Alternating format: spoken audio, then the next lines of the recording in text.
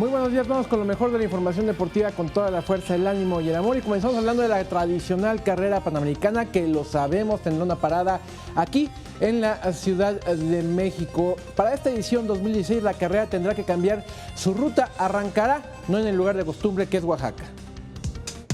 El comité organizador de la carrera panamericana 2016 anunció los cambios que tendrá el punto de partida y el recorrido original de esta tradicional competencia para automóviles deportivos clásicos.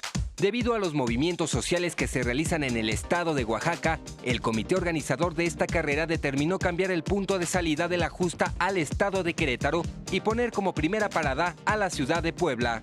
La carrera panamericana tendrá su salida oficial en Querétaro el próximo 14 de octubre y su primera etapa de parada en la ciudad de Puebla. Un día después, los automóviles llegarán a la Ciudad de México, de donde partirán a su siguiente parada Toluca el 16 de octubre.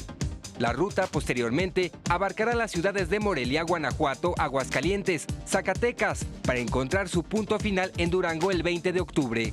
Alejandro González, 21 Noticias.